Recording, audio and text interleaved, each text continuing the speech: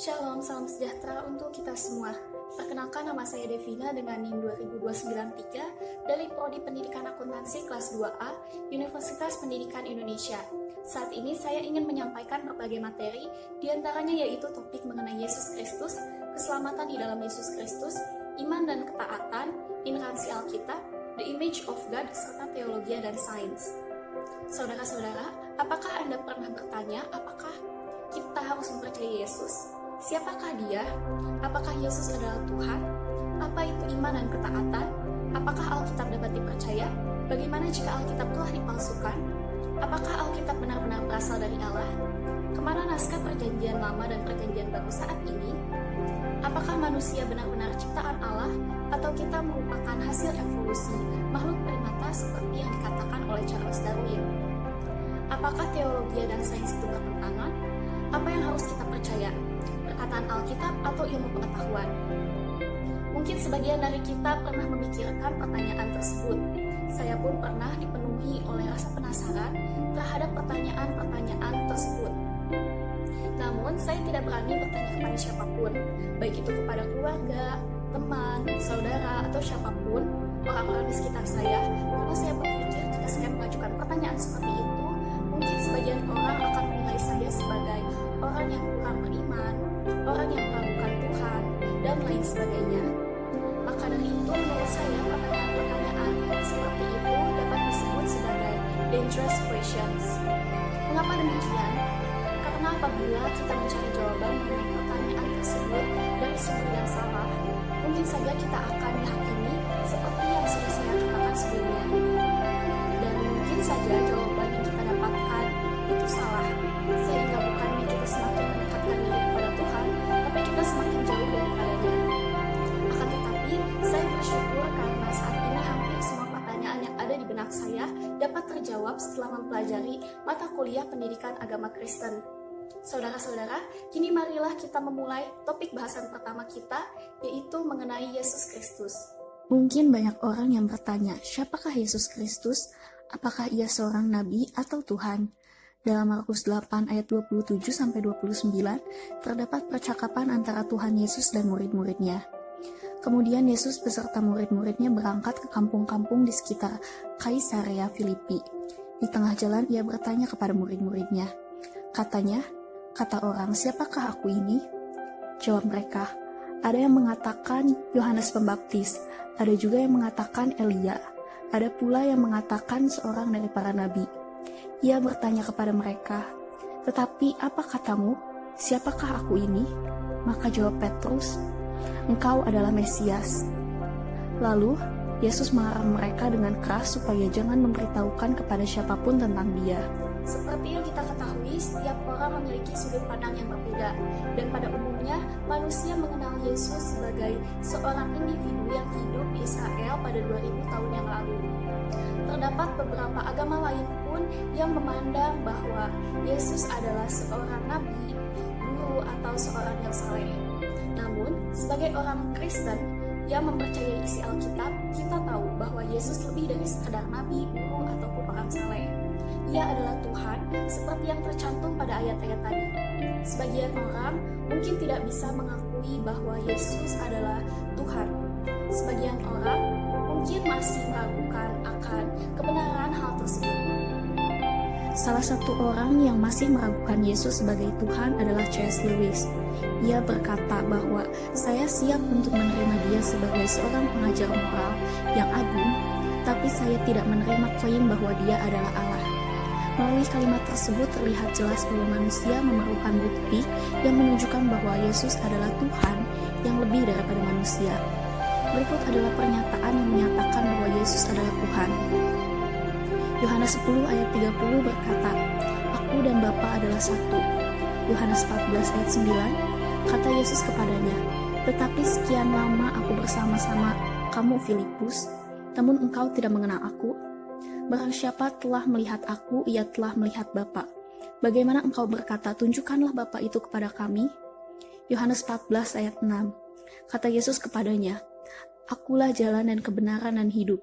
Tidak ada seorang pun yang datang kepada Bapa kalau tidak melalui aku. Yohanes 13 ayat 13, Kamu menyebut aku guru dan Tuhan, dan katamu itu tepat, sebab memang akulah guru dan Tuhan. Yohanes 17 ayat 22, dan aku telah memberikan kepada mereka kemuliaan yang engkau berikan kepadaku, supaya mereka menjadi satu, sama seperti kita adalah satu. C.S. Lewis mengatakan bahwa Yesus mungkin saja berbohong mengenai perkataan tersebut. Mungkin saja ia adalah orang yang tidak waras atau ia berkata dengan jujur. Saudara-saudara, seperti yang kita tahu bahwa Yesus tidak mungkin berbohong karena sepanjang hidupnya ia selalu melakukan kebaikan dan Alkitab pun tidak pernah mencatatkan bahwa Yesus berlaku buruk.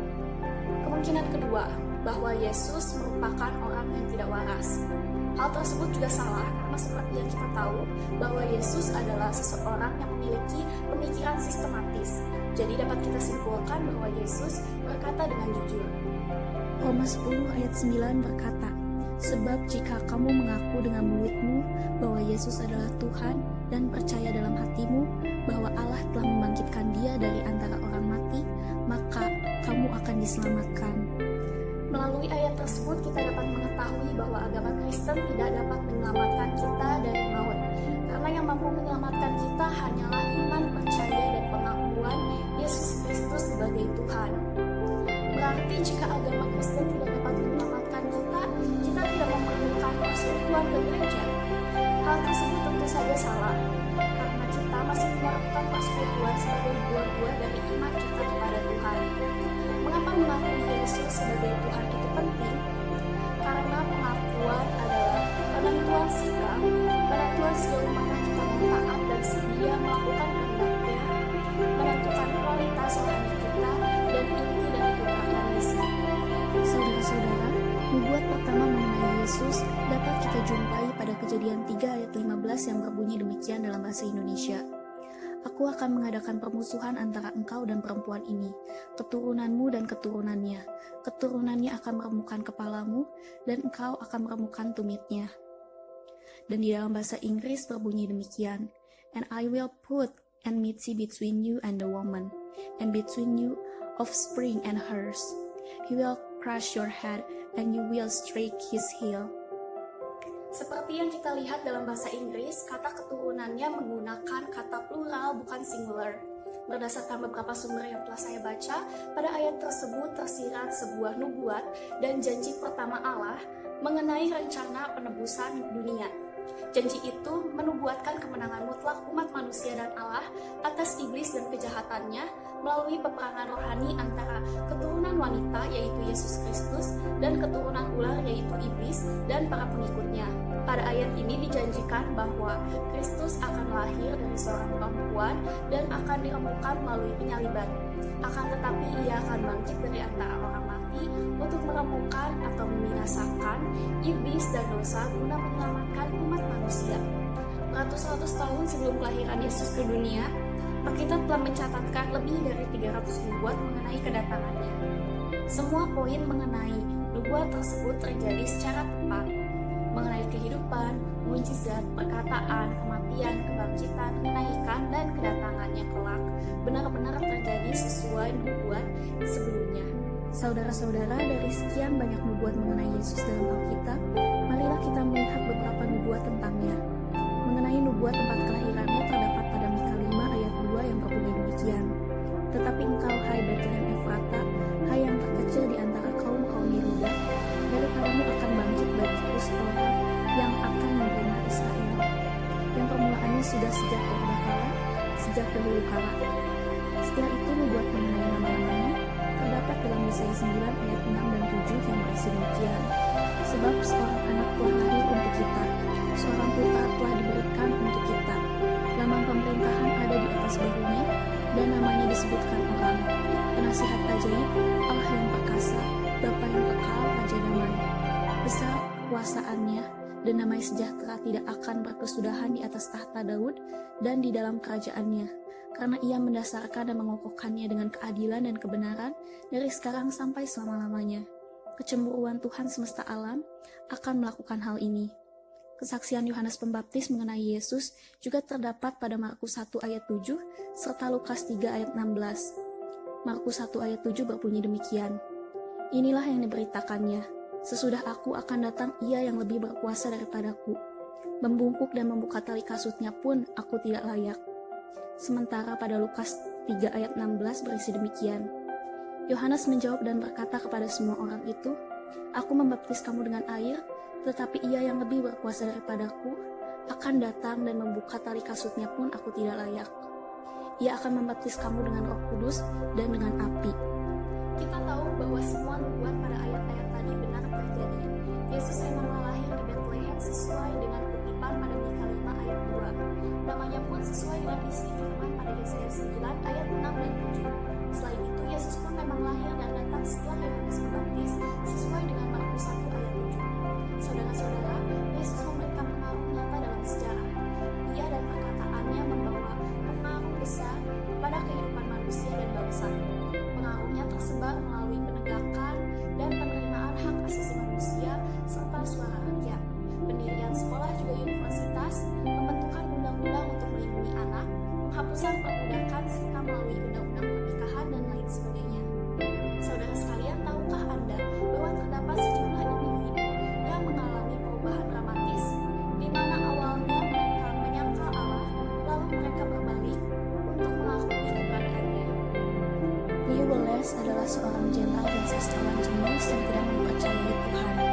Selama 2 tahun, ia mencari cara untuk menghancurkan ajaran Kristus, namun ketika ia sedang menuliskan bab 2 pada bukunya, ia secara tiba-tiba berlutut serta berteriak bahwa Yesus adalah Tuhan. Wallace menuliskan novel Inggris termasyhur yaitu Ben-Hur yang mengisahkan mengenai zaman Kristus. Selain Wallace, C.S. Lewis pun sangat skeptis mengenai keberadaan Allah. Namun akhirnya ia dapat menyerahkan kehidupannya kepada Yesus. Saudara-saudara, seperti yang kita ketahui bahwa Yesus adalah Allah yang kekal. Ia dinyatakan kekal pada Yohanes 8 ayat 58 yang berbunyi seperti ini. Kata Yesus kepada mereka, "Aku berkata kepadamu, sesungguhnya sebelum Abraham jadi, aku telah ada." Pada Ibrani 13 ayat 8 yang berbunyi demikian, Yesus Kristus tetap sama, baik kemarin maupun hari ini dan selama-lamanya. Yohanes 1 ayat 1 dan 14 menunjukkan bahwa Yesus adalah Allah. Ayat 1, pada mulanya adalah firman. Firman itu bersama-sama dengan Allah, dan firman itu adalah Allah. Ayat 14, firman itu telah menjadi manusia dan diam di antara kita. Dan kita telah melihat kemuliaannya, yaitu kemuliaan yang diberikan kepadanya sebagai anak tunggal Bapa, penuh kasih karunia dan kebenaran. Dalam Ibrani 4 ayat 14 hingga 16 pun berbunyi demikian. Karena kita sekarang mempunyai imam besar agung yang telah melintasi semua langit, yaitu Yesus Kristus anak Allah, baiklah kita teguh berpegang pada pengakuan iman kita. Sebab imam besar yang kita punya bukanlah imam besar yang tidak dapat turut merasakan kelemahan-kelemahan kita. Sebaliknya, sama seperti kita, ia telah dicobai, hanya tidak berbuat dosa. Sebab itu, marilah kita dengan penuh keberanian menghampiri tahta kasih karunia, supaya kita menerima rahmat dan menemukan kasih karunia untuk mendapat pertolongan kita pada waktunya. Pada Ibrani 7 ayat 24 dan 25 disebutkan demikian. Tetapi karena ia tetap selama-lamanya, imamatnya tidak dapat beralih kepada orang lain. Karena itu, ia sanggup juga menyelamatkan dengan sempurna orang yang oleh dia datang kepada Allah, sebab ia hidup senantiasa untuk menjadi pengantara mereka. Melalui kutipan-kutipan ayat sebelumnya, kita mengetahui bahwa Yesus adalah imam agung yang berbeda dengan imam lain. Ia tetap memiliki tugas lain setelah naik ke surga, sedangkan imam lain tidak melaksanakan tugas lain setelah kematiannya. Hanya Yesus imam yang kekal. Ia mempunyai tingkatan tertinggi, penanggung dosa dan pengantara bagi setiap orang yang percaya kepadanya. Seperti yang kita tahu bahwa Yesus adalah pemenang, pengutus dan pemberi Roh Kudus kepada kita. Ia juga berdoa serta menyiapkan tempat bagi kita. Saudara-saudara, marilah kita membaca Yohanes 14 ayat 6 yang berisi demikian. Kata Yesus kepadanya, "Akulah jalan dan kebenaran dan hidup. Tidak ada seorang pun yang datang kepada Bapa kalau tidak melalui aku." Kisah Para Rasul 4 ayat 12 berbunyi demikian. Dan keselamatan tidak ada di dalam siapapun juga selain di dalam Dia, sebab di bawah kolong langit ini tidak ada nama lain yang diberikan kepada manusia yang olehnya kita dapat diselamatkan. Sebagai sebuah penutup untuk topik pembahasan pertama ini, marilah kita membaca beberapa ayat yang menunjukkan bahwa Paulus menyatakan Yesus sebagai Tuhan dan Juru Selamat kita yang besar. Pada Titus 2 ayat 13 tertulis demikian, dengan menantikan penggenapan pengharapan kita yang penuh bahagia dan penyataan kemuliaan Allah yang maha besar dan Juru Selamat kita Yesus Kristus. Efesus 1 ayat 17 berbunyi demikian, dan meminta kepada Allah Tuhan kita Yesus Kristus, yaitu Bapa yang mulia itu, supaya Ia memberikan kepadamu roh hikmat dan wahyu untuk mengenal Dia dengan benar. Selain itu, Filipi 3 ayat 10 berisi demikian, yang kukehendaki ialah mengenal Dia dan kuasa kebangkitannya, dan persekutuan dalam penderitaannya, di mana aku menjadi serupa dengan Dia dalam kematiannya.